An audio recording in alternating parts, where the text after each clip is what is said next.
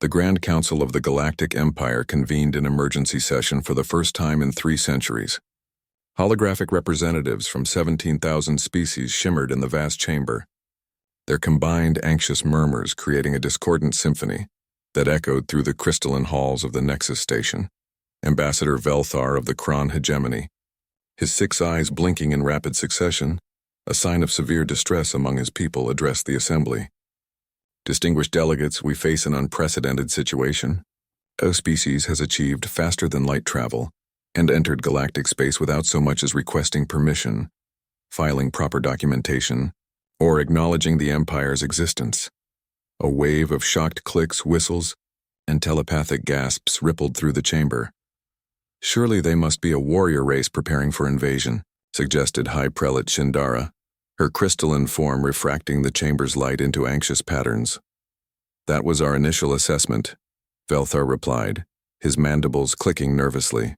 However, reconnaissance suggests something far more perplexing. The central holoprojector displayed footage of a human vessel, a ungainly construction of welded metal plates and exposed wiring that looked more like a spacefaring garbage scow than a proper starship. It bore the words SS whatever spray-painted across its hull in what xenolinguists had identified as English. They call themselves humans, Velthar continued. From a planet called Earth.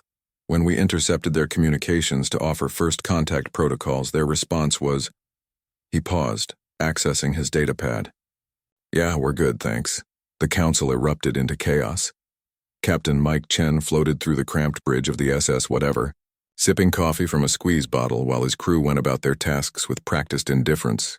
Outside the viewport, the massive Nexus Station loomed, a structure so vast it had its own gravitational field, so ancient it had witnessed the birth and death of civilizations. They're hailing us again, said Lieutenant Sarah Kim, not bothering to look up from her novel. How many times is that today? Mike asked, 17. They're very persistent. What do they want? Sarah shrugged. Something about diplomatic relations joining their empire, following their laws. The usual bureaucratic stuff. I forwarded it to your spam folder. Mike nodded approvingly. Good call. We're just passing through anyway. The humans had stumbled upon faster-than-light travel almost by accident. Dr. James Morrison had been trying to create a more efficient microwave when his experimental field generator had torn a hole in spacetime. Rather than inform any government agencies because, as James had eloquently put it, the paperwork would be absolutely insane, he'd shared the design on an open-source forum. 6 months later, several hundred humans had cobbled together their own FTL ships and scattered across the galaxy, driven by the same motivation that had led ancient Polynesians across the Pacific: curiosity, boredom, and a desire to see what was out there. The Galactic Empire, with its 17,000 member species, its intricate bureaucracy spanning 400,000 years, and its carefully maintained balance of power, had no protocol for dealing with a species that simply didn't care. They're ignoring another diplomatic envoy, reported Velthar 3 weeks later, his voice carrying the weight of existential exhaustion. The envoy waited outside their vessel for 6 hours. When they finally opened the hatch, a human simply said, "Sorry, we were watching a show," and closed it again. What manner of show? Demanded War Marshal Kratok, his battle-scarred hide bristling with offense. Our analysts are studying it. Apparently it involves humans baking elaborate pastries competitively.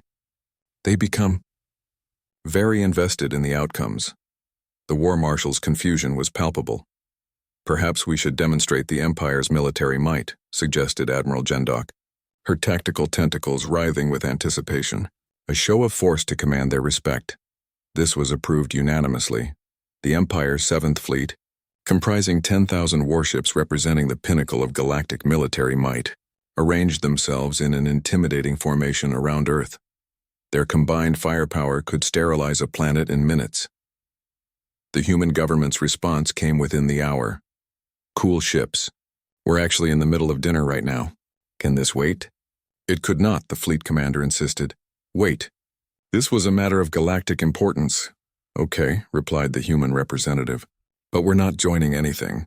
We've got enough problems already. Plus, your membership fees seem unreasonable. We checked your website. The fleet commander was dumbfounded. Our Website?